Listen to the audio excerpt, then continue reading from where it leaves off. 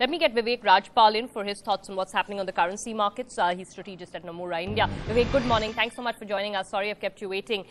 What do you think is bothering the currency? And, the fact that you're back down to 55.50 levels, is probably bad enough, but if you keep it in context of what's happening on the global currency markets, where the euro is strengthening, then one really has to wonder why the rupee is not responding to that strength. No, you're right. In the sense, there is this correlation breakdown between the global risk on and the INR. The reasons are obvious. Market is nervous about the political developments. We have a high trade deficit number. The festive demand is keeping the import bill high. So I would say market is a bit nervous, especially in this parliament session. But as we go ahead, if things don't turn out too bad, then probably towards the year end in December, we will revisit the usual correlations between the global and the INR. What's the near-term call on the rupee? I mean, are you watching any specific technical levels? Are there other important levels to track right now on the currency? No, we think rupee should stabilize around the current levels. In December, we believe there'll be a global risk on. Market will look through the fiscal cliff concerns, and so, as I said, the correlation will be back. We expect rupee to end at 54 levels by the year end.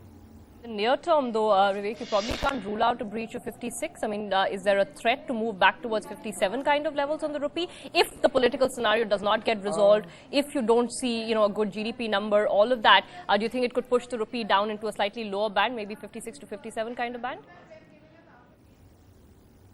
There is always a risk. There is always a risk that because no one is political expert here, and we don't know how the things will develop. But yes, there is of course a risk that nervousness may continue. Okay. Just on the more macro side, on the data side, Vivek, I mean, the trade numbers you mentioned, there were comments that came in over the weekend from Subir Gokran, once again trying to tackle that gold import element, saying that we have to come up with more financial products linked to gold to reduce physical demand. Any of that has a near-term impact? All of that is sort of medium-term, only when products actually get rolled out, you see the impact. Will that change the dynamics? No, I think all of it has a medium-term impact. But one thing is for sure that seasonally things will get better. So, for example, as the festive season goes, as we go through this festive season and we reach December, Jan, the seasonally the factors will be favorable. But if RBI could come up with some of the measures which can reduce the gold demand over the medium term, that will also go a long way in at least tackling the sentiments. Trade numbers, the current account numbers, a big concern right now, because I mean, I guess to some extent those issues should have been built into the currency, or is it that this time around in Q2 the fear is that we would be BOP negative once again?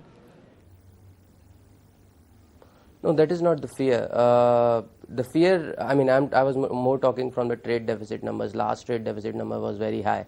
So as we go ahead, those trade numbers trade deficit should come down.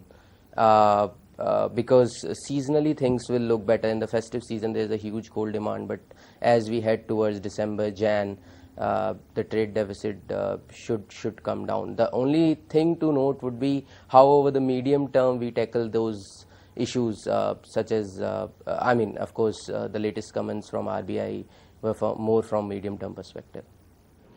No, but my point was, Vivek, I mean, fund flows are also slowing down, right? So, I mean, in the second quarter, you have a relatively high trade deficit, current account deficit. Will fund flows be able to sort of compensate for that?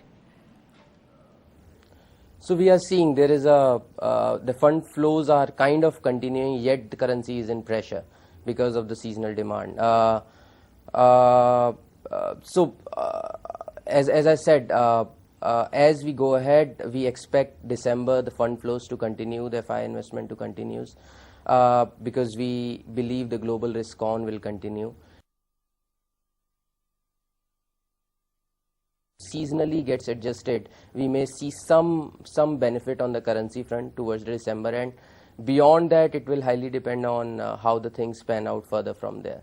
So our view, our house view is that we'll see 50, we'll end at around 54 or so by decade, but we'll again see pressures on the currency towards Q2, Q3 of the next year.